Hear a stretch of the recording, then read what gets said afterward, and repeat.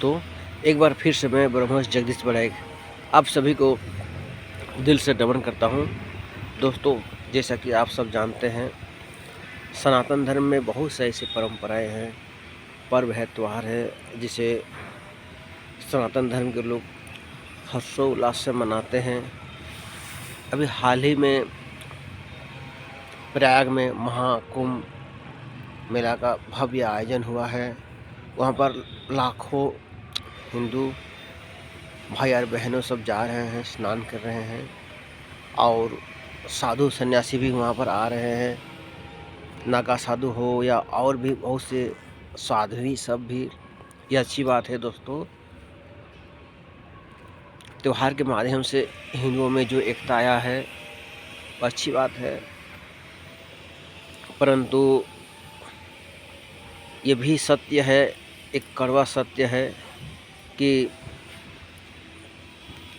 अब कुछ लोग सिर्फ दिखावा के लिए ही जाते हैं। केवल स्नान करना गंगा नदी में हो या संगम तट पर हो, यह शुभ तो है ही, पर उन लोगों के लिए शुभ नहीं है दोस्तों, जिनके मन के अंदर ही पाप भरा हो, दूसरों के लिए छल कपट ईर्ष्या भरा हो, हमेशा दूसरों के तरक्की से जो लोग जलते हैं, वो लोग का अंदर में ही इतना पाप है, तो लोग बाहर में नहा देने से यदि पाप धुल जाता तो ये तो फिर से सज्जू हो जाता। दोस्तों, जब तक आदमी मन वचन व्यवहार कर्म से शुद्ध नहीं होगा, तब तक तन को आप चाहे लाखों बार गंगा में स्नान करवाइए या संगम तटों पर, कभी भी आप मोक्ष नहीं पाएंगे। इधर हम लोग जीते जी तो माँ बाप को आजकल सेवा करते नहीं हैं, पर मन उनके ध्यान के बाद चले जाने के बाद मगरमच्छ का आंसू बहाते हैं, लाखों करोड़ों रुपया खर्च करते हैं। हाँ कि चलिए मैंने ऐसा किया वैसा किया, दिखावा के लिए।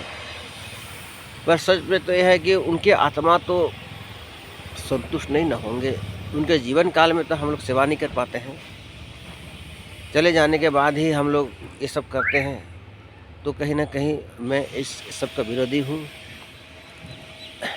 जीते जी ही किसी को भी सेवा करना ही सबसे बड़ा पुण्य है। उनके चले जाने के बाद तो भगवद गीता में साफ लिखा है कि आत्मा मरता नहीं है। मनसांसी जिन्नान यथा विहाय नवानि गृहाणि, तथा इसी टाइप का जो श्लोक है उसको मैं अभी पूरा नहीं कहना चाहता हूँ। तो नैनम छिन्नन्ति शस्त्राणि नैनम दहति पावकः नश्च क्लेदयान्दापो नु शोषयति मारुतः। जी हाँ दोस्तों, ये आत्मा के विषय में लिखा है कि ना ही उसे अग्नि जला सकता है, ना ही पवन उसे उड़ा सकता है, ना ही उसे पानी भिजा सकता है। आत्मा तो अमर है, वो अपने कर्म के हिसाब से फिर से मनुष्य ये धरातल पर और जन्म लेता है। शरीर आत्मा के लिए कपड़ा है दोस्तों। जैसे हम लोग पूर्णा हो जाता है कपड़ा, तो हम लोग चेंज कर देते हैं और दूसरे कपड़ा धारण करते हैं। उसी तरह ये जो हमें जो शरीर मिला है, ये माँ बाप से मिला है ये शरीर। उसके बाद जो आत्मा है वो परमात्मा ने दिया है। हमारे पास क्या है? कुछ नहीं है। तो सच तो है दोस्तों कि मैं सभी सनातन धर्म लोगों से निवेदन करना चाहूँगा कि पाखंडीपन से दूर रहिए, दिखावा का धर्म ना कीजिए। कुंभ मेला में स्नान कर रहे हैं, अच्छी बात है, पर मन को भी शुद्ध कीजिए। उसके लिए यज्ञ हवन कीजिए, दूसरे के प्रति दया का भावना कीजिए, प्रेम से रहिए और रहने दीजिए दूसरों को भी। और आप यदि तरक्की कर रहे हैं तो कोई यदि आपके सामने कोई तरक्की कर रहा है तो उसके ईर्ष्या में ना जलें।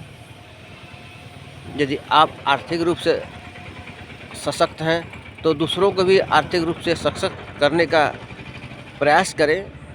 सर्वे भवन्तु सुखिनः। दोस्तों, सबका सुख चाहने वाले ही आदमी पूर्ण रूप से